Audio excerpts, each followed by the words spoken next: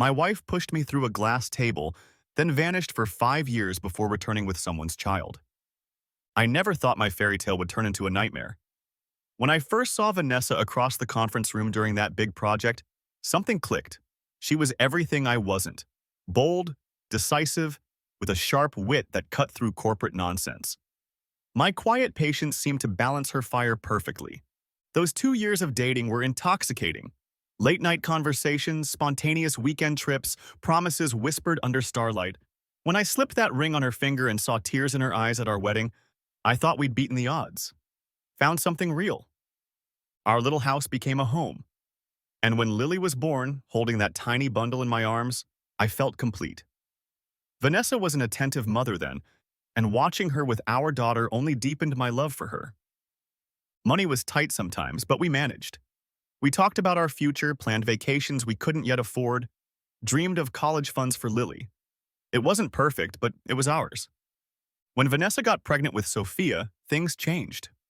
Subtle at first, irritability, coldness toward Lily, arguments over nothing. I chalked it up to hormones, convinced myself everything would return to normal after the baby came. I was wrong. After Sophia's birth, Vanessa became someone I didn't recognize. She'd spend entire days glued to her phone or TV, completely detached from our daughters. 9-year-old Lily tried helping with her baby sister only to be snapped at. Meanwhile, I was drowning, working overtime, then coming home to care for 2 kids and a household. Despite our tight budget, I hired help. I was desperate. 6 months after Sophia's birth, I gently suggested Vanessa consider returning to work or helping more at home. The look in her eyes turned cold. "You pathetic failure," she hissed. "Can't even provide for your family." Something broke in me. "At least I'm trying. You're not even a mother to them anymore." I never saw it coming. The push was swift, violent. Glass shattered as I fell into our coffee table. Pain seared through my back and arm as shards embedded in my flesh. Blood pooled beneath me.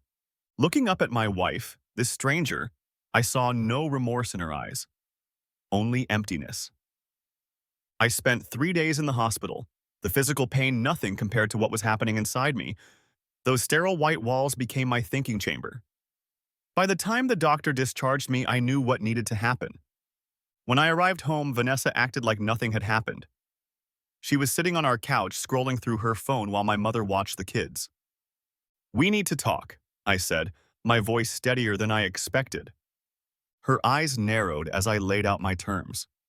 She needed to leave the house and get professional help if she ever wanted a chance at coming back. I expected screaming, maybe violence again. Instead, she packed silently, a calculated look in her eyes that unsettled me more than any outburst could have. The following weeks felt like going through motions. We attended marriage counseling. She started therapy. I allowed supervised visits with the girls. I wanted to believe we could fix this, that the woman I married was still in there somewhere. But each week, the distance between us grew wider. When our counselor asked what we loved about each other, I struggled to remember. Vanessa would sometimes cry during sessions, appearing remorseful, but something felt rehearsed about it all. Then things shifted again. Missed appointments, unanswered calls. When she did respond to my texts about the kids, her replies were minimal, distracted. My gut told me something was wrong. One Tuesday afternoon, I drove to her parents' house where she'd been staying. I hadn't called first. Maybe that was my mistake. Or maybe it was exactly what needed to happen. I heard her laugh before I saw her. That genuine, uninhibited laugh I hadn't heard in years. Through the backyard gate, I saw her sitting on her parents' patio, her head thrown back in laughter, her hand resting on the arm of a man I recognized as Derek, her childhood friend. Her mother noticed me first. Instead of embarrassment, her expression hardened. "Derek has a real future," she said coldly. "He can provide what you never could." They all turned to look at me then. Derek smirking, her father nodding in agreement, and Vanessa, the mother of my children, staring at me with nothing but contempt. 5 years of marriage, 2 beautiful daughters, our home, our memories, our promises. All of it meant nothing. I didn't need explanations. I walked away while they laughed behind me. That night I called my lawyer. As I filed for divorce, I felt strangely empty. The pain had crystallized into something harder, colder, a determination to protect my girls from the woman their mother had become.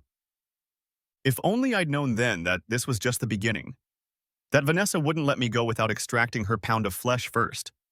The divorce papers were filed before the week was out. I wanted this chapter of my life closed as quickly as possible. When Vanessa received them, she called immediately, not to beg forgiveness or fight for our children, but with demands. "I deserve alimony," she stated coldly. "I gave up my career for this family." The audacity stunned me into silence before anger took over. "You abandoned your responsibilities as a mother. You physically assaulted me. You cheated. And now you want me to pay you." "I raised your children while you worked," she countered. "The court will see it my way." Thus began 6 months of legal hell. Vanessa played the repentant mother in court, dabbing crocodile tears while claiming she'd had postpartum depression and deserved another chance. She wore conservative dresses, spoke softly, and portrayed herself as a victim of circumstances. But I came prepared. My lawyer presented the medical records from my hospitalization after she pushed me. The therapist's evaluation detailing her lack of maternal bonding. Our nanny's testimony about Vanessa's neglect. Text messages showing her indifference to the children. And finally, photographs of her with Derek that predated our separation by months. The judge's expression grew increasingly stern as the evidence mounted. When he delivered his ruling, Vanessa's facade crumbled. "Primary physical and legal custody is awarded to the father," he announced. "No alimony will be granted to the mother. Supervised visitation will be permitted twice monthly, subject to evaluation." Vanessa exploded, screaming obscenities until court officers escorted her out. It was the last time my daughters saw their mother for years. I sold our house. Too many painful memories lingered there, and found a cozy 3-bedroom closer to my parents. The girls shared a room at first, finding comfort in each other's presence after the trauma they'd witnessed. Without Vanessa's constant negativity, my career flourished. I was promoted twice in 3 years, finally reaching financial stability. The girls blossomed too. Lily excelled in school, showing a talent for science. Even little Sophia, who barely remembered her mother, grew into a cheerful, confident child. We developed new routines. Friday movie nights with homemade pizza, weekend trips to the science museum, summer camping vacations. We became a tight unit of 3, and though I occasionally dated, I never brought women home. My girls had enough upheaval. 5 years passed in relative peace. Vanessa never showed for her court-appointed visitations, never called on birthdays, never sent so much as a Christmas card. The girls stopped asking about her. I thought perhaps she'd moved away with Derek, started a new life, forgotten about us entirely. I should have known better. The calm wasn't the end of the storm. It was merely the eye of a hurricane that had been gathering strength all along. It was a Tuesday evening in late September. The girls were finishing homework at the kitchen table while I prepared dinner. The doorbell rang unexpectedly. We weren't expecting company. "I'll get it," I called out, wiping my hands on a dish towel. The moment I opened the door, time seemed to freeze. Vanessa stood on my porch, clutching a small boy with dark hair to her hip. Her once immaculate appearance had deteriorated. Hair limp, clothes worn, face gaunt with dark circles under her eyes. The child, maybe 3 or 4, clung to her neck, eyeing me suspiciously. "Mark," her voice cracked, "I'm sorry. I've made terrible mistakes." My body tensed, instinctively blocking the doorway. 5 years of peace shattered in an instant. "What are you doing here?" I kept my voice low, acutely aware of my daughters just rooms away. She took a step forward. "Please, can we come in, just to talk?" I stood firm. "No, whatever you have to say, you can say it right here." Tears welled in her eyes. Once that sight would have unraveled me. Now I recognized it as part of her arsenal. "Derek left us," she said, bouncing the boy slightly. "When I got pregnant, he wanted nothing to do with us. I lost my job. My parents won't help anymore. I've been living in a women's shelter." She drew a shaky breath. "I've changed, Mark. I've grown up. I want to come home, to be with my daughters, to be your wife again." I almost laughed at the absurdity. "My wife? You haven't been my wife for years. You haven't been a mother to Lily and Sophia either." I can fix that, she pleaded. They need their mother. And this little boy, she shifted the child in her arms, he needs a father. You were always so good with children. Something cold settled in my stomach. Was that her plan? Use this innocent child to manipulate her way back into our lives? The answer is no, I said firmly. You lost the right to be their mother when you abandoned them. When you chose Derek over your own children. She set the boy down and actually dropped to her knees on my porch. Please, Mark, I have nowhere else to go. No one else to turn to. That's not my problem anymore. My voice was steel. You made your choice years ago. Daddy? Lily's voice came from behind me. Who's at the door? I turned slightly, keeping my body between her and Vanessa. Go back inside, sweetheart. I'll be right there. When I faced Vanessa again, her expression had changed. Calculation replaced desperation. She knew Lily had heard her. Your daughters deserve to know their mother. They deserved a mother who didn't abandon them, I countered, then closed the door firmly in her face. Through the living room window, I watched her stand there, the little boy clutching her leg as she stared at our home. Eventually, she turned and walked slowly down the street, disappearing into the gathering dusk. Something in her eyes before I closed the door, a flash of the old Vanessa cold and calculating, sent a chill through me. This wasn't a desperate plea from a changed woman. This was the opening move in a new game.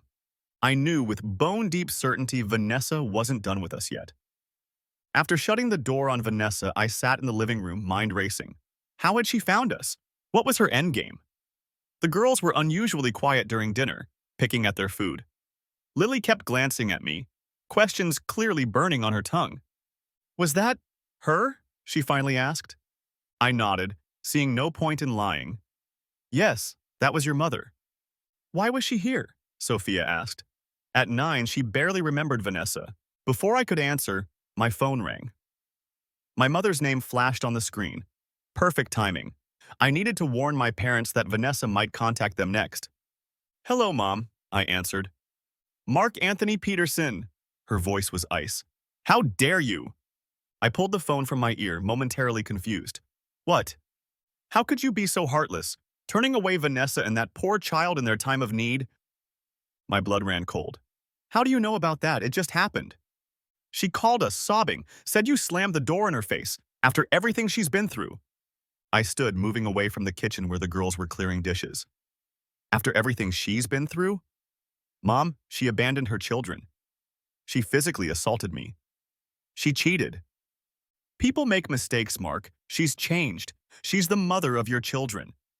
A mother who hasn't seen them in 5 years. A pause. Then, that's not entirely true. Those 5 words hit me like a physical blow. What? My mother's voice lowered. The girls have seen their mother when they stay with us. The room seemed to tilt. You've been letting Vanessa see my daughters behind my back? They deserve to know their mother. We were helping heal this family. Heal? Heal? My voice rose despite myself. You undermined my parental authority. You went against a court order. Don't be dramatic. We supervised everything. Vanessa loves those girls. Loves them? She walked away without a backward glance. I was shaking now. How long has this been happening? About 3 years, she admitted. Monthly visits. I hung up without another word and turned to find both girls standing in the doorway, faces pale. Is it true? I asked quietly. Have you been seeing your mother at Grandma and Grandpa's? Lily, 14 now and usually so confident, seemed to shrink before my eyes. Sophia moved closer to her sister, seeking protection. Grandma said we couldn't tell, Lily whispered. She said you'd be angry. And you'd take us away from them, Sophia added. And then we'd never see anyone in our family again. What else did Grandma say? My voice was carefully controlled. Lily's eyes filled with tears. That you were keeping Mom away because you're selfish, that you don't want us to be a family again.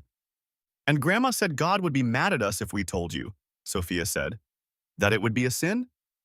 I closed my eyes, a wave of betrayal washing over me.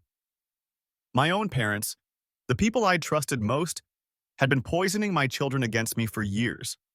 I called my mother back, my decision already made. Mark, listen carefully, I cut her off. You and Dad are never to contact me or my daughters again. You've betrayed my trust in the worst possible way. You can't keep us from our grandchildren? Watch me. My voice was ice. You chose Vanessa over your own son. Now live with it. I blocked their numbers, then sat my daughters down. As much as it hurt, they needed to know the truth. All of it. I'd lost my parents, but I wouldn't lose my children to Vanessa's manipulation.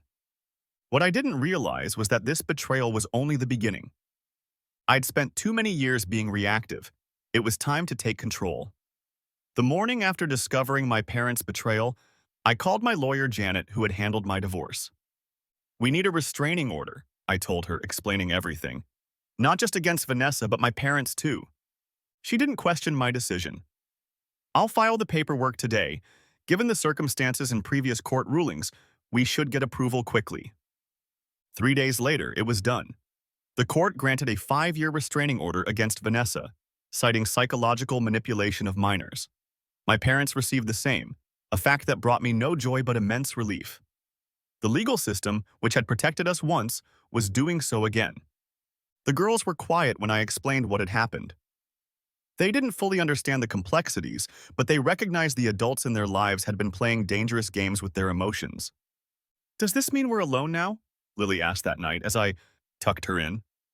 "We have each other," I reassured her.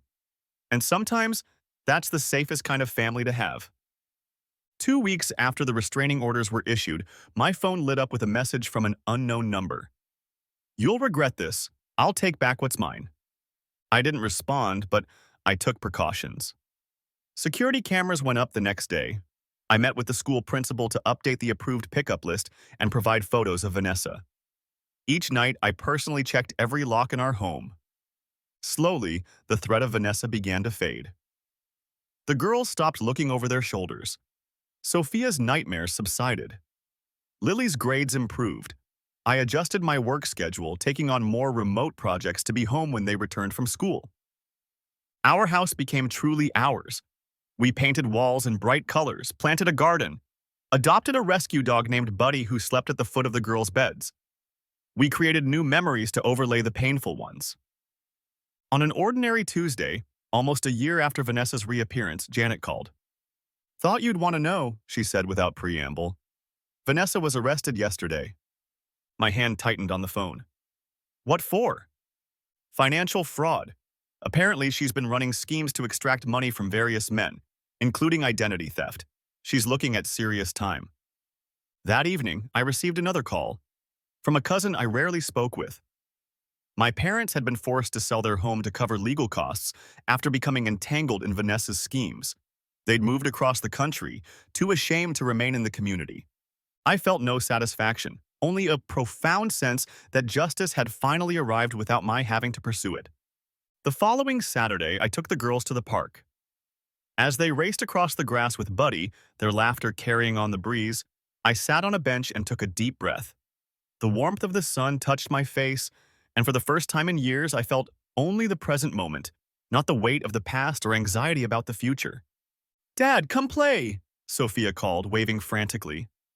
I jogged over to join them, my 2 resilient, beautiful daughters who had weathered so much.